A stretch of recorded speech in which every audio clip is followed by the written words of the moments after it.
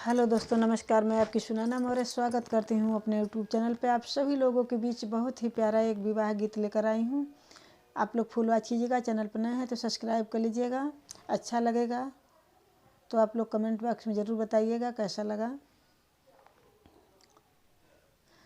मलिया जे सुतेला वही गिर धारावा हो, मालिनी सुतेली फूलवर।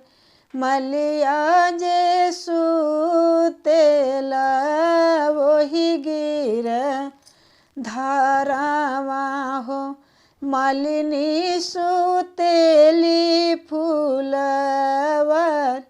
मलिया जगावेला अपनी मालिनिया हो, उठा मालिनी भइल भिनु सर। मलिया जगावेला अपनी मालिनिया हो, उठा मालिनी भइल भिनु सर। मुड़िया उलटी जब चिता में मालिनिया हो, दुआरे दुल्हे राम ठर। किया तुहरे बाबू काज रोज हो, किया तुहरे भैया के बिया। किया तुहरे बाबू काज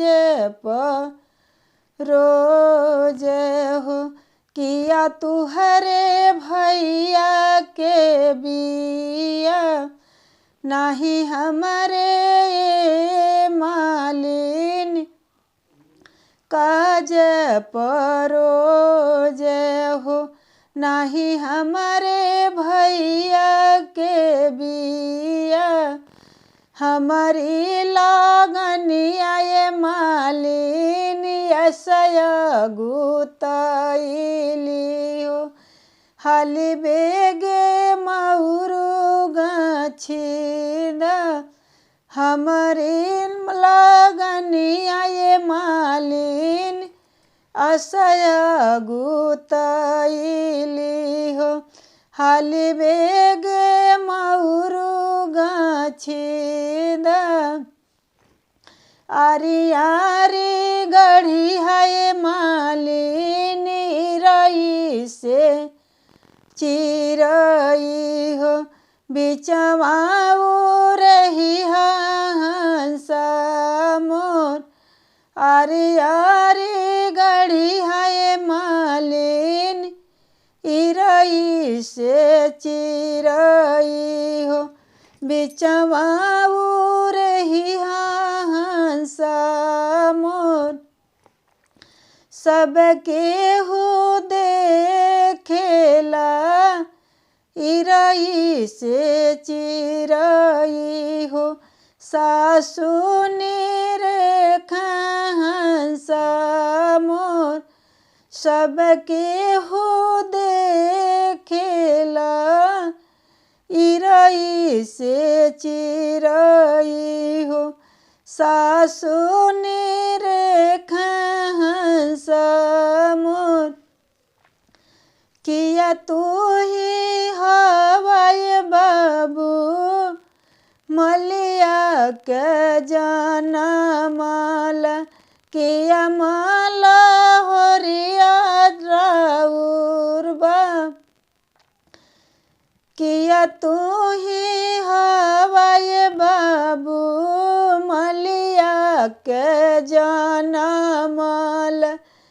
किया माला होरिया तुहर बाप, नहीं हम हाय सासु मलिया के जाना माला। नहीं माला होरिया हमार बाप, नहीं हम हाय मलिया के जनमल नाही माला हरिया हमार बाप हमारे बापैया दस पतिया के राजवा हो 10 5 मालिनी बस